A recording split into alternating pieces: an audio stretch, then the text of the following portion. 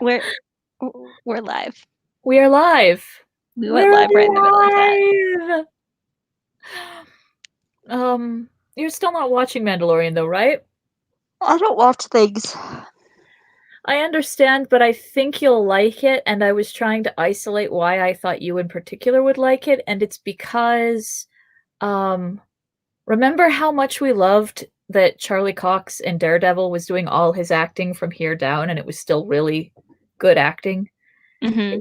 Yeah, Pedro Pascal has no face, and he's playing a stoic character, and he still manages to get plenty of, like, relatability into it. And so that's if nothing else, the very skill involved in that is quite something. All right. You, of all people, would appreciate. Oh, I made a Baby Yoda hat for Kids You made Baby. a baby, and my heart went. No. Yoda hat. Okay. What? No. I mean, I guess I only really film from like the breastbone up. I guess I could have been pregnant and not told you. But I made a baby would be such a weird way to tell us. Guess what I made, baby? And you're just like, that's how I told Drea when I lost my virginity. Guess what I got? What? Laid! I did not make a baby. No, but you made a Baby Yoda hat. I made a Baby Yoda hat for Kit's Baby for Halloween, and then it got lost in the mail and didn't get there. No. I'm checking in case it came back. Okay. That's a good idea. It was a bad time to be trying to mail things. Yeah. During the Fufra. Yes. What are you eating? Okay, so chocolates. But I discovered, I think about sometime last week, I realized that for dessert I had 7 chocolates, like the truffles that you get in a big jar at Costco. And I was like, that's too much and it's terrible for me. And then I discovered that if I cut them into little tiny pieces, I eat the pieces at the same pace that I used to eat the whole ones.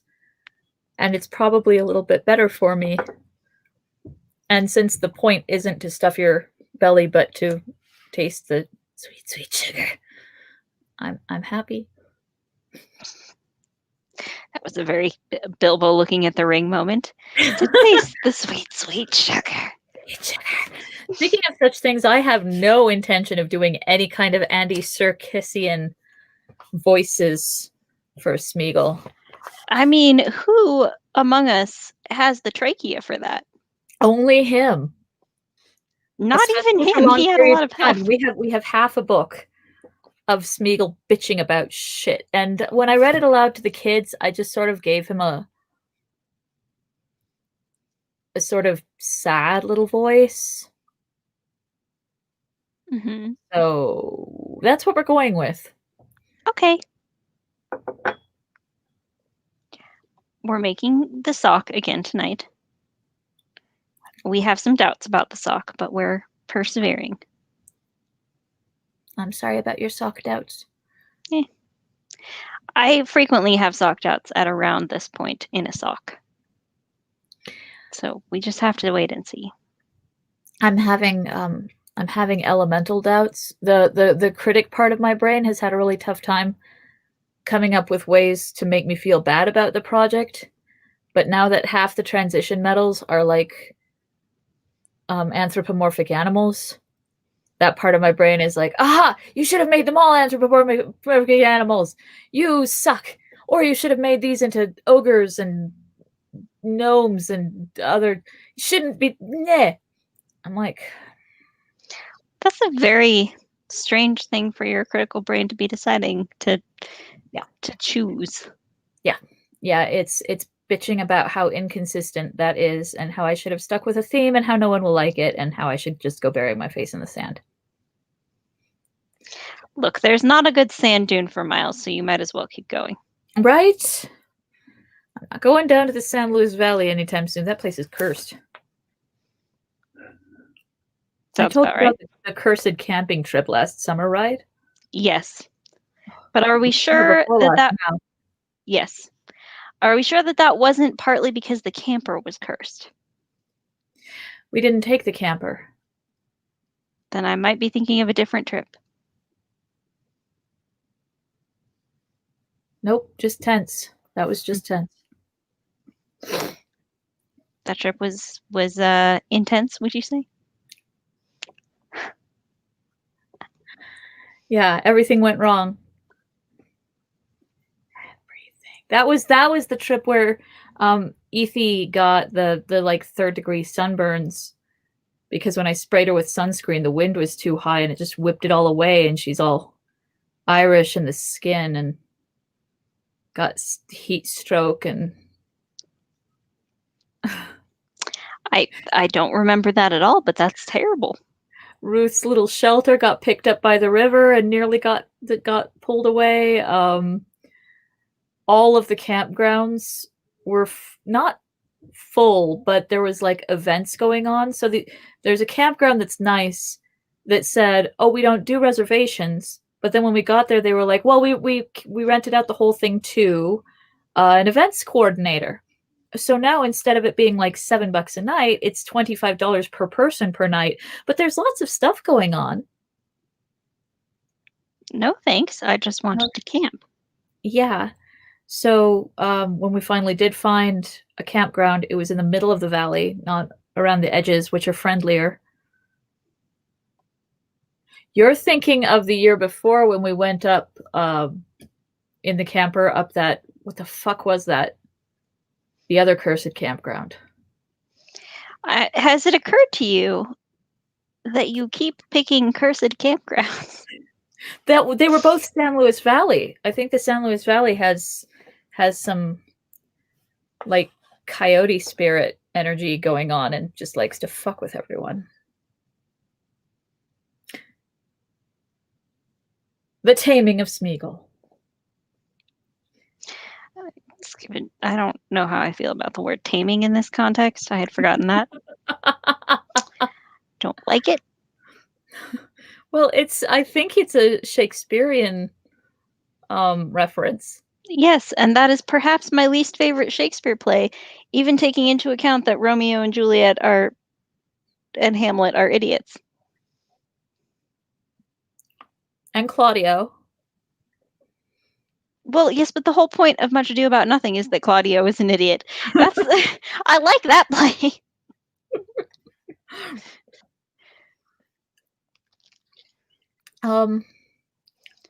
Many people in Shakespeare are idiots, just not all of them are obnoxious about it. Be fun to draw the Venn diagram.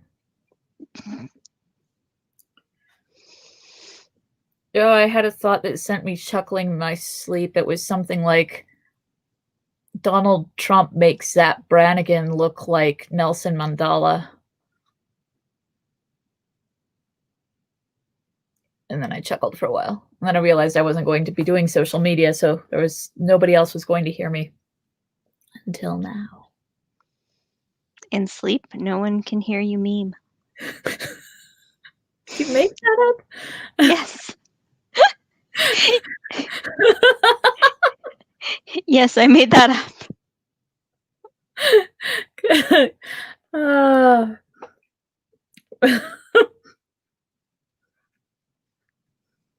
Well, master, we're in a fix and no mistake, said Sam Gamgee. Yay, Sam! He stood despondently with hunched shoulders beside Frodo and peered out with puckered eyes into the gloom. It was the 3rd evening since they had fled from the company, as far as they could tell.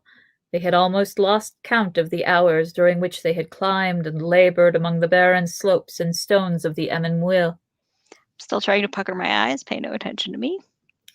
I'm realizing I should have brought a drink because now I've got like truffle saliva.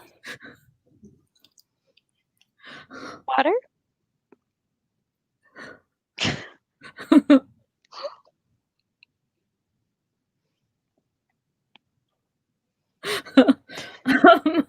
Someday we've got We've got half the story left. At some point, we'll manage that. That'll be great.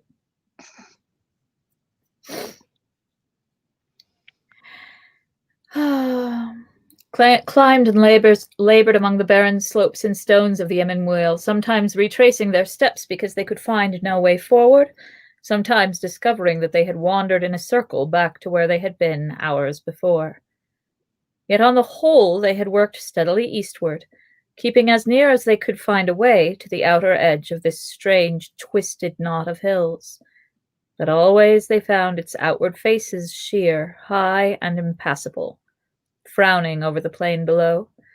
Beyond its tumbled skirts lay livid, festering marshes where nothing moved, and not even a bird was to be seen. Eek. Like, yay. The hobbit stood now on the brink of a tall cliff, bare and bleak, its feet wrapped in mist, and behind them rose the broken highlands crowned with drifting cloud. A chill wind blew from the east. Night was gathering over the shapeless lands before them. The sickly green of them was fading to a sullen brown. Far away to the right, the Anduin that had gleamed fitfully in sunbreaks during the day was now hidden in shadow. But their eyes did not look beyond the river, back to Gondor, to their friends, to the lands of men. South and east they stared, to where, at the edge of the oncoming night, a dark line hung, like distant mountains of motionless smoke. Every now and again a tiny red gleam far away flickered upward on the rim of earth and sky. "What a fix," said Sam. "That's the one place in all the lands we've ever heard of that we don't want to see any closer. And that's the one place we're trying to get to. And that's just where we can't get nohow. We've come the wrong way altogether, seemingly. We can't get down, and if we did get down, we'd find all that green land a nasty bog, I'll warrant. Phew! Can you smell it?" He sniffed at the wind. "Yes, I can smell it," said Frodo, but he did not move, and his eyes remained fixed, staring out towards the dark line and the flickering flame. "Mordor," he muttered under his breath. "If I must go there, I wish I could come there quickly and make an end." He shuddered. The wind was chilly and yet heavy with an odor of cold decay. "Well," he said, at last withdrawing his eyes, "we cannot stay here all night, fix or no fix. We must find a more sheltered spot and camp once more, and perhaps another day will show us a path." "Or another, and another, and another," muttered Sam. "Or maybe no day. We've come the wrong way." "I wonder," said Frodo. "It is my doom, I think, to go to that shadow yonder, so that a way will be found. But will good or evil show it to me? What hope we had was in speed. Delay plays into the enemy's hands, and here I am, delayed. Is it the will of the Dark Tower that steers us? All my choices have proved ill." You sound like Aragorn. He really does. Maybe he picked that up from Aragorn. Yeah, it's contagious. I should have left the company long before and come down from the north, east of the river and of the Emyn, and so over the hard of Battle Plain to the passes of Mordor. But now it is impossible for you and me alone to find a way back, and the orcs are prowling on the east bank. Every day that passes is a precious day lost. I am tired, Sam. I don't know what is to be done. What food have we got left?" "Only those, what do you call them? Lembas, Mr. Frodo. A fair supply, but they are better than not by a long bite. I never thought, though, when I first set tooth in them, that I should ever come to wish for a change. But I do now. A bit of plain bread and a mug, aye, half a mug of beer would go down proper. I've lugged my cooking gear all the way from the last camp, and what use has it been? Not to make a fire with, for a start, and not to cook, not even grass."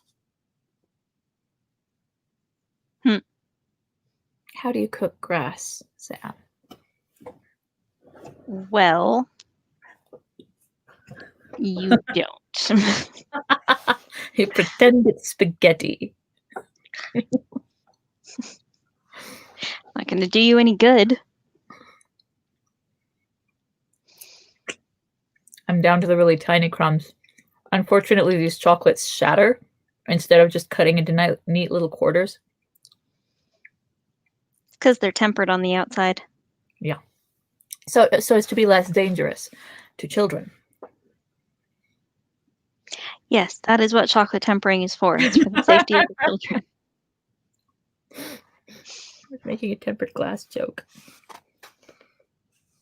I know. I got it, I promise. Okay. Okay.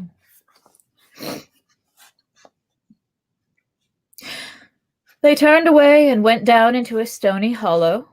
The westering sun was caught into clouds, and night came swiftly. They slept as well as they could, for the cold, turn and turn about, in a nook among great jagged pinnacles of weathered rock. At least they were sheltered from the easterly wind. "Did you see them again, Mr. Frodo?" asked Sam, as they sat stiff and chilled, munching wafers of lembas in the cold grey of early morning. "No," said Frodo. "I've heard nothing and seen nothing for 2 nights now." "Nor me," said Sam. "Grrr, those eyes did give me a turn. But perhaps we've shaken him off at last. Miserable slinker. Gollum. I'll give him Gollum in his throat if ever I get my hands on his neck." "I hope you'll never need to," said Frodo. "I don't know how he followed us, but it may be that he's lost us again, as you say. In this dry, bleak land we can't leave many footprints, nor much scent, even for his snuffling nose." "I hope that's the way of it," said Sam. "I wish we could be rid of him for good." "So do I," said Frodo. "But he's not my chief trouble. I wish we could get away from these hills. I hate them. I feel all naked on the east side, stuck up here with nothing but the dead flats between me and that shadow yonder. There's an eye in it." "There's no eye In in that shadow? shadow yonder."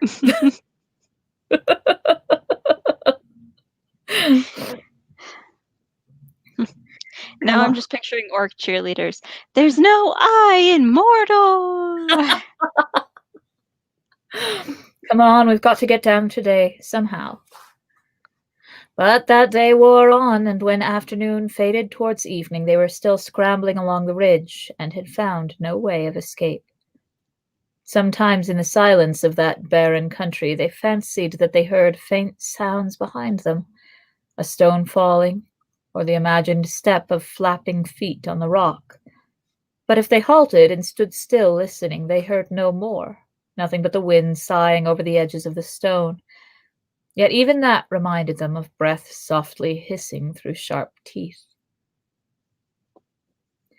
All that day the outer ridge of the Emyn Muil had been bending gradually northward as they struggled on. Along its brink there now stretched a wide tumbled flat of scored and weathered rock, cut every now and again by trench-like gullies that sloped steeply down to deep notches in the cliff face. To find a path in these clefts, which were becoming deeper and more frequent, Frodo and Sam were driven to their left, well away from the edge, and they did not notice that for several miles they had been going slowly but steadily downhill. The cliff top was sinking towards the level of the lowlands. At last they were brought to a halt. The ridge took a sharp bend northward and was gashed by a deeper ravine. On the further side it reared up again many fathoms at a single leap. A great grey cliff loomed before them, cut sheer down as if by a knife stroke. They could go no further forwards, and must now turn either west or east. But west would lead them only into more labor and delay, back towards the heart of the hills. East would take them to the outer precipice. Well, that seems like a poor decision set. Right? It's It drives me nuts for longer than I care to say that Sam hasn't thought of his rope yet. I know he will, and that's great. But damn it. There's nothing for it but to scramble down this gully, Sam, said Frodo. Let's see what it leads to.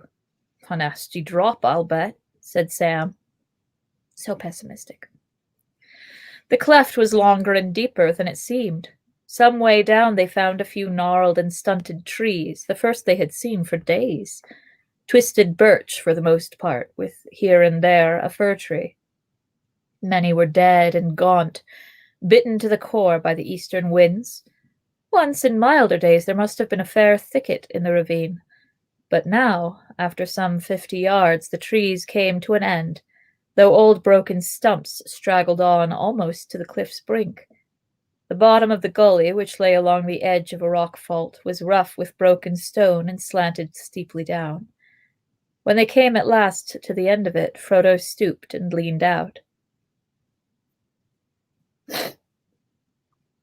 Look, he said. We must have come down a long way, or else the cliff has sunk. It's much lower here than it was, and it looks easier too. Sam knelt beside him and peered reluctantly over the edge. Then he glanced up at the grey cliff rising up away on their left.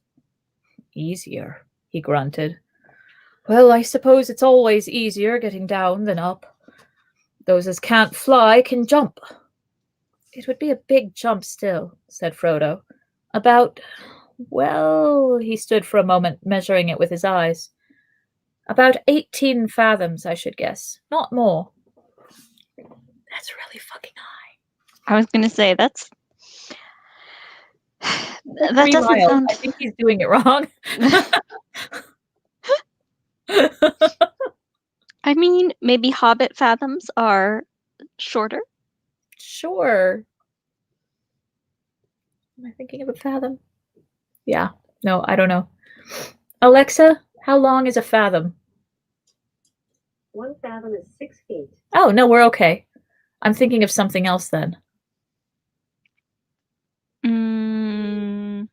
I don't know. Not fathoms. Definitely not leagues. There's some measurement used in these books that I looked up once and discovered was 1/8 of a mile, and so it feels like one city block. Furlong. Furlong. Sure. That might be it. Ow, my God. Ow, ow, ow, ow, ow. You okay? Mm-hmm.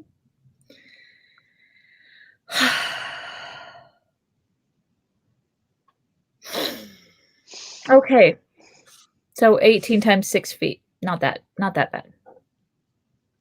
Still much too much for a hobbit, though. Yes.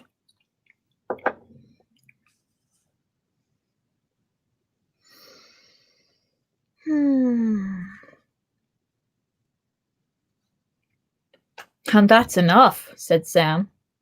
Ugh, I do hate looking down from a height. But looking's better than climbing. All the same, said Frodo, I think we could climb here. And I think we shall have to try. See, the rock is quite different from what it was a few miles back. It has slipped and cracked. The outer fall was indeed no longer sheer, but sloped outwards a little. It looked like a great rampart of sea wall whose foundations had shifted so that its courses were all twisted and disordered, leaving great fissures and long slanting edges that were, in places, almost as wide as stairs. And if we're going to try and get down, we had better try at once. It's getting dark early. I think there's a storm coming. The smoky blur of the mountains in the east was lost in a deeper blackness that was already reaching out westwards with long arms. There was a distant mutter of thunder borne on the rising breeze. Frodo sniffed the air and looked up doubtfully at the sky. He strapped his belt outside his cloak and tightened it, settled his light pack on his back. Then he stepped toward the edge. I'm going to try it, he said. Very good, said Sam gloomily. But I'm going first. You, said Frodo. What's made you change your mind about climbing? I haven't changed my mind. But it's only sense. Put the one lowest as is most likely to slip. I don't want to come down atop and knock you off. Atop of you and knock you off. No sense in killing two with one fall. Before Frodo could stop him, he sat down, swung his legs over the brink, and twisted round, scrabbling with his toes for a foothold. It is doubtful if he ever did anything braver in cold blood, or more unwise. No, no, Sam, you old ass, said Frodo. You'll kill yourself for certain going over like that without even a look to see what to make for. Come back. He took Sam under the armpits and hauled him up again. Now wait a bit and be patient, he said. Then he lay on the ground, leaning out and looking down, but the light seemed to be fading quickly, although the sun had not yet set. I think we could manage this, he said presently. I could, at any rate, and you could too if you kept your head and followed me carefully. I don't know how you can be so sure, said Sam. Why, you can't see to the bottom in this light. What if you comes to a place where there's nowhere to put your feet or your hands? Climb back, I suppose, said Frodo. Easy said, objected Sam. Better wait till morning and more light. No, not if I can help it, said Frodo with a sudden strange vehemence. I grudge every hour, every minute. I'm going down to try it out. Don't you follow till I come back or call. I shall return. Keep Okay. going. All right. Gripping the stony lip of the fall with his fingers, he let himself gently down, until when his arms were almost at full stretch, his toes found a ledge. One step down, he said, and this ledge broadens out to the right. I could stand there without a hold. I'll... His words were cut short. The hurrying darkness, now gathering great speed, rushed up from the east and swallowed the sky. There was a dry, splitting crack of thunder right overhead. Searing lightning smote down into the hills. Then came a blast of savage wind, and with it, mingling with its roar, there came a high, shrill shriek. The hobbits had heard just such a cry far away in the Marish as they fled from Hobbiton, and even there in the woods of the Shire it had frozen their blood. Out here in the waste its terror was far greater. It pierced them with cold blades of horror and despair, stopping heart and breath. Sam fell flat on his face. Involuntarily, Frodo loosed his hold and put his hands over his head and ears. He swayed, slipped, and slithered downwards with a wailing cry. Sam heard him and crawled with an effort to the edge. "Master! Master!" he called. "Master!" He heard no answer. He found he was shaking all over, but he gathered his breath, and once again he shouted, "Master!" The wind seemed to blow his voice back into his throat, but as it passed, roaring up the gully and away over the hills, a faint answering cry came to his ears. All right, I'm here. But I can't see." Frodo was calling with a weak voice. He was not actually very far away. He had slid and not fallen, and had come up with a jolt to his feet on a wider ledge not many yards further down. Fortunately, the rock face at this point leaned well back, and the wind had pressed him against the cliff so that he had not toppled over. He steadied himself a little, laying his face against the cold stone, feeling his heart pounding. But either the darkness had grown complete, or else his eyes had lost their sight. All was black about him. He wondered if he had been struck blind. He took a deep breath. Come back, he heard Sam's voice out of the blackness above. I can't, he said. I can't see. I can't find any hold. I can't move yet. Oh, what can I do, Mr. Frodo? What can I do? Shouted Sam, leaning out dangerously far. Why could not his master see? It was dim, certainly, but not as dark as all that. He could see Frodo below him, a grey, forlorn figure splayed against the cliff, but he was far out of the reach of any helping hand. There was another crack of thunder, and then the rain came. In a blinding sheet, mingled with hail, it drove against the cliff, bitter cold. "I'm coming down to you," shouted Sam, though how he hoped to help in that way he could not have said. "No, no, wait," Frodo called back, more strongly now. "I shall be better soon. I feel better already. Wait. You can't do anything without a rope." "Rope?" cried Sam, talking wildly to himself in his excitement and relief. "Well, if I don't deserve to be hung on the end of one as a warning to numbskulls. You're naught but a ninny hammer, Sam Gamgee. That's what the gaffer said to me often enough, it being a word of his. Rope! Stop chattering, cried Frodo, now recovered enough to feel both amused and annoyed. Never mind your gaffer. Are you trying to tell yourself you've got some rope in your pocket? If so, out with it. Well, Mr. Frodo, yes, in my pack and all. Carried it hundreds of miles, and I'd clean forgotten it. And get busy and let an end down.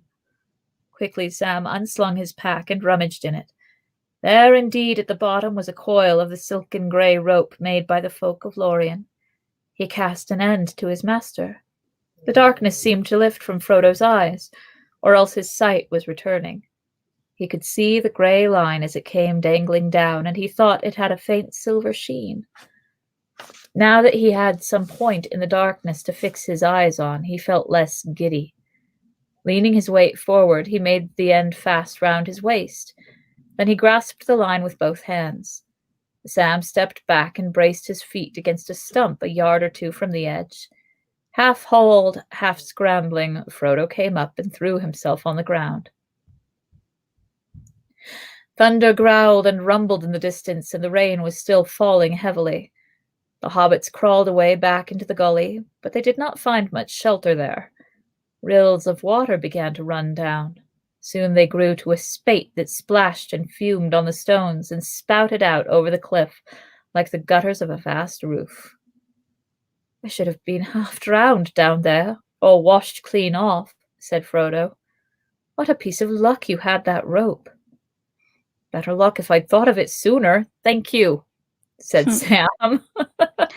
Look, give him a break. He's had a very hard day. Yeah.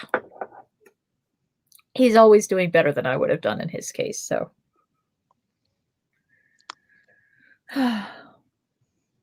Also, it's funny to juxtapose him deciding to climb down a cliff, being like the bravest and most foolhardy thing he'd ever done, with,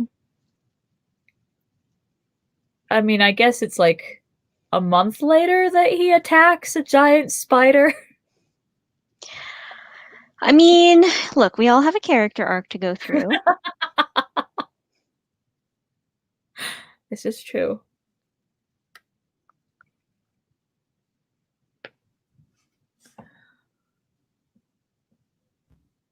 Maybe you remember them putting the ropes in the boats as we started off, in the elvish country. I took a fancy to it, and I stowed a coil in my pack. Years ago, it seems. It may be a help in many needs, he said. Haldir, or one of those folk. All those elves look alike. Racist. And he spoke right. A pity I didn't think of bringing another length, said Frodo. But I left the company in such a hurry and confusion. If only we had enough, we could use it to get down. How long is your rope, I wonder? Sam paid it out slowly, measuring it with his arms. 5, 10, 20, 30 ells, more or less, he said. Who'd have thought it? Frodo exclaimed. Ah, who would? Said Sam. Elves are wonderful folk. It looks a bit thin, but it's tough, and soft as milk to the hand. It's always been a weird simile to me. Right? Like, how soft is milk? I feel like it's kind of like an inside Tolkien joke, like soft as silk is what most people would say, but it sounds a little different. Could be. I don't know.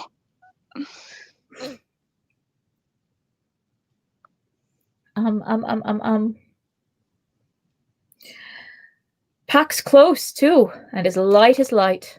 Wonderful folk, to be sure. 30 ells, said Frodo, considering. I believe it would be enough. If the storm passes before nightfall, I'm going to try it. The rain's nearly given over already, said Sam. But don't you go doing anything risky in the dim light again, Mr. Frodo. And I haven't got over that shriek on the wind yet, if you have. Like a black rider, it sounded, but one up in the air if they can fly. I'm thinking we'd best lay up in this crack till night's over. If And you know what I'm saying.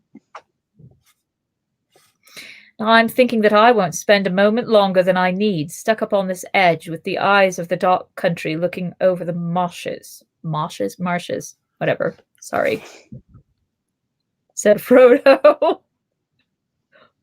Mosh pits.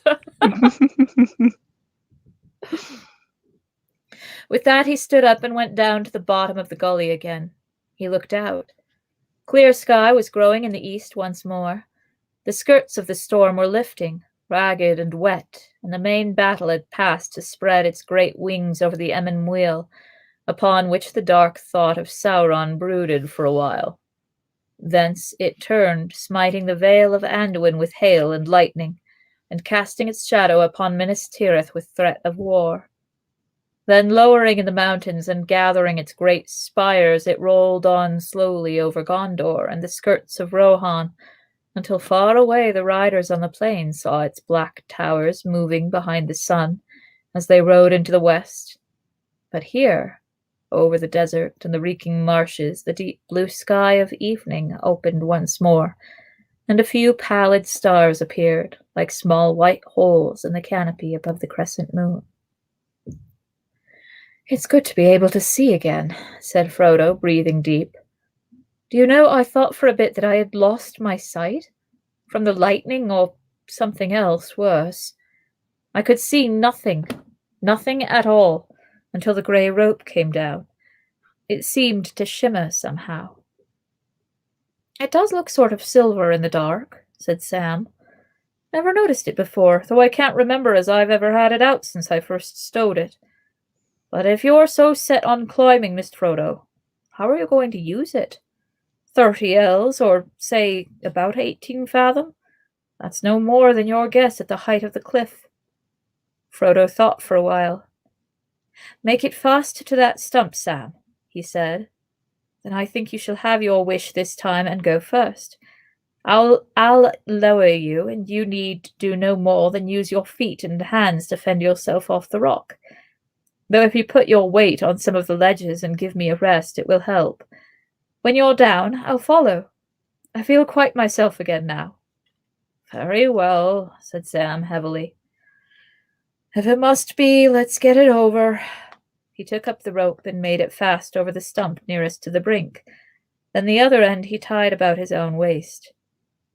Reluctantly, he turned and prepared to go over the edge a second time. It did not, however, turn out half as bad as he had expected. The rope seemed to give him confidence, though he shut his eyes more than once when he looked down between his feet. There was one awkward spot where there was no ledge, and the wall was sheer and even undercut for a short space. There he slipped and swung out on the silver line. But Frodo lowered him slowly and steadily, and it was over at last. His chief fear had been that the rope length would give out while he was still high up, but there was still a good bite in Frodo's hands when Sam came to the bottom and called up, "I'm down!" His voice came up clearly from below, and Frodo could not see him. But Frodo could not see him. His grey elven cloak had melted into the twilight. Frodo took rather more time to follow him. He had the rope about his waist, and it was fast above. He had shortened it so that it would pull him up before he reached the ground.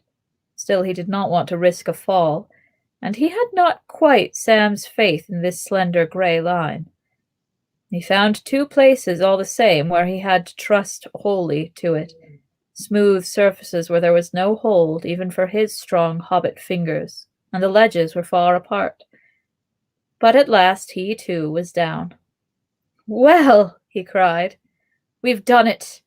We've escaped from the Emyn Muil. And now what next, I wonder? Maybe we shall soon be sighing for good hard rock underfoot again. But Sam did not answer. He was staring back up the cliff. Ninny hammers, he said. Noodles! My beautiful rope! There it is, tied to a stump, and we're at the bottom. Just as nice a little stair for that slinking golem as we could leave. Better put up a signpost to say which way we've gone. Oh, I thought it seemed a bit too easy. If you can think of any way we could have both used the rope and yet brought it down with us, then you can pass on to me, Ninny Hammer, or any other name your gaffer gave you, said Frodo. Climb up and untie it and let yourself down if you want to. Snarky.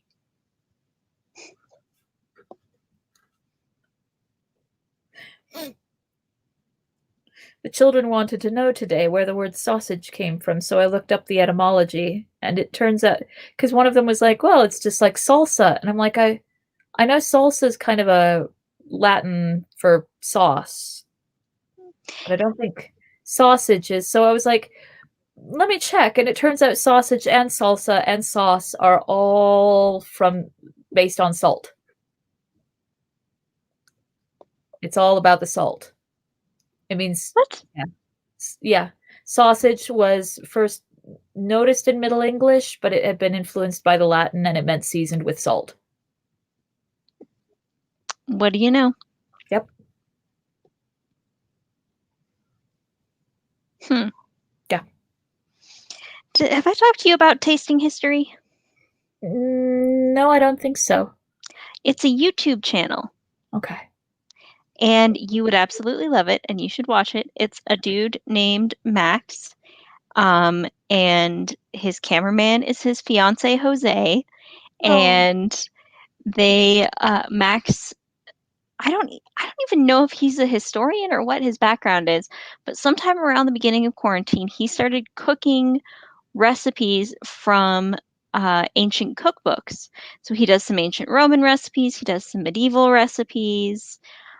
He has like a 2-part series on the history of sugar with 2 different recipes. But he's very charming and nerdy, and you need to watch it. You would love it. Okay. Tasting history. Tasting history. Got it.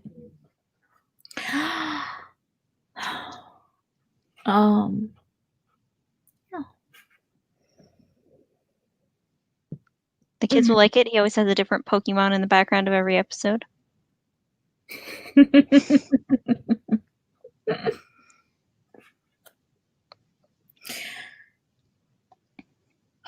Climb up and untie it yourself and let yourself down if you want to.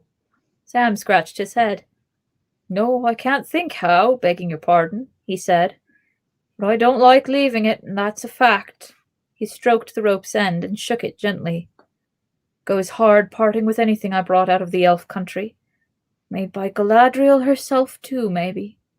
Galadriel, he murmured, nodding his head mournfully. He looked up and gave one last pull to the rope as if in farewell.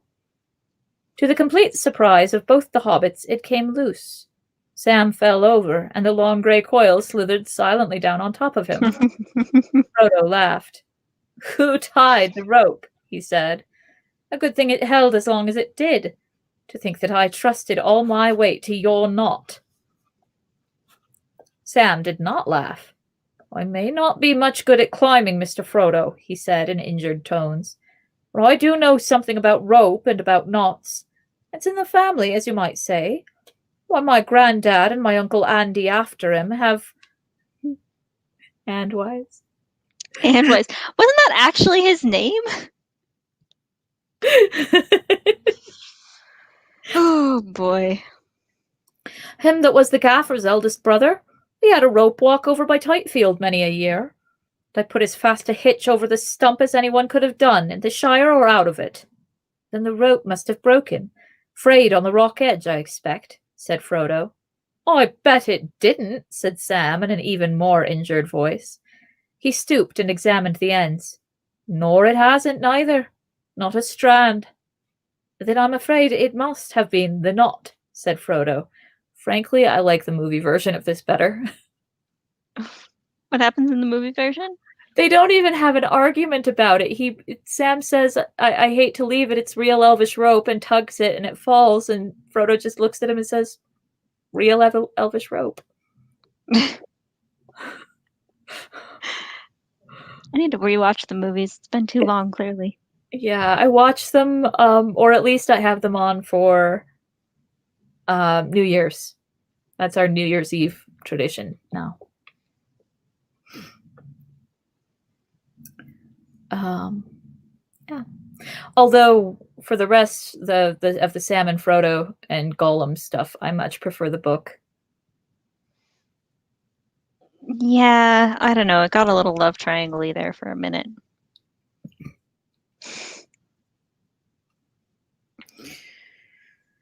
Sam shook his head and did not answer. He was passing the rope through his fingers thoughtfully. Have it your own way, Mr. Frodo, he said at last. But I think the rope came off itself when I called. He coiled it up and stowed it lovingly in his pack.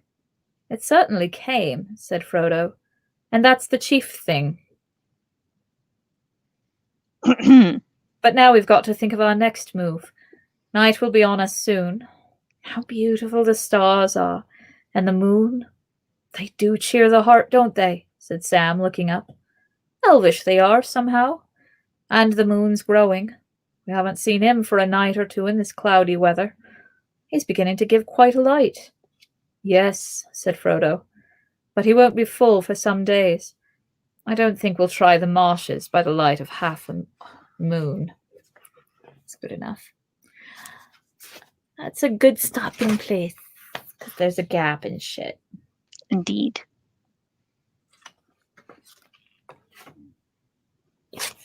Yeah. There were 8 views on my video this evening. Were you one of them? No. Okay. I'm sorry. It's all right. I don't read your books either.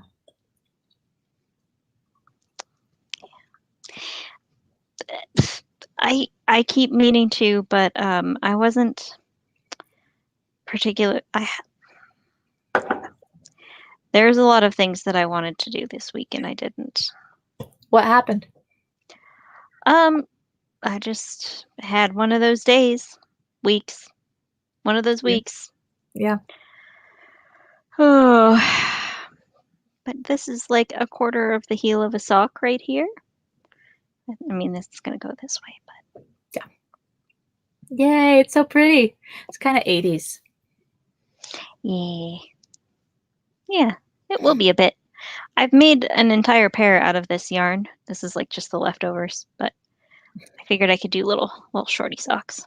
Yeah, little ankle socks. Exactly.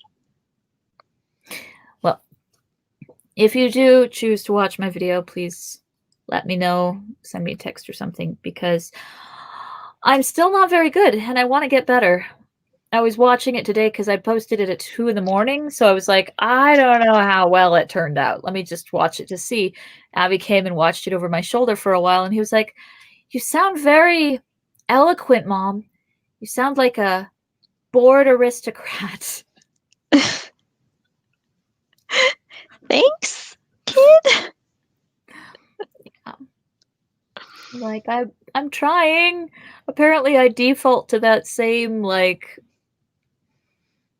tone that some YouTubers have that everybody's okay with, but a little bit monotone, a little bit, I don't know, not Bobby Duke. Well, we can't all be Bobby Duke. I mean, I don't know if this is necessarily what you want in a viewership, but I like videos where the person has a very level voice, because mostly I put on YouTube videos to go to sleep. You know, I'm fine with that. Yeah. I'm fine with being soporific if that's useful to people. I don't care how I get the views. Well, I do care. I will be upset if Nazis decide they like them. I think you're safe. But I do know that I could work on pacing and tchotchkes, visual tchotchkes, you know, you get them in YouTube videos and they're quite entertaining and keep the thing interesting. And since my paintings only ever have a single angle that they're from, I've been trying to throw more fufra in. So, I mean, Just do me a favor and don't use that like ding sound effect that everybody uses. I hate that. no, sometimes when I make little pictures pop up, I use the little, not that one. I like that one. That one's fine. Yeah, the ding one is the same noise that my computer makes when I get a new text message. Ooh. So it wakes Yeah. me up, and I don't like it. No, I don't intend to do that. But in return for me not using sound effects that you hate, you're going to watch my videos. I will try. Trying's all I ask. I love you. I love you too. Have a good couple days. I'll see you Wednesday. Yes, indeed. I'll see you Wednesday. I'm like looking down, trying to figure out why whenever I try to make the heart symbol with my hands, it goes so catastrophically wrong.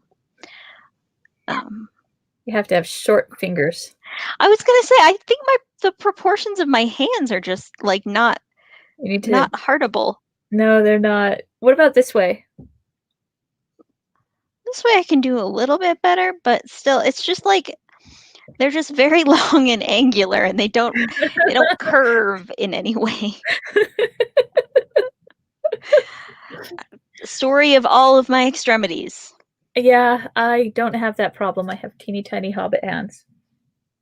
The funny thing is, my hands aren't bigger than your hands. They're just like stringy.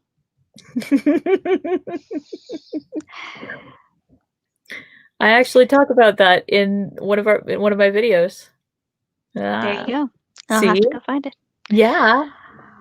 Oh, okay. I'm gonna go to bed. Yeah, Good night.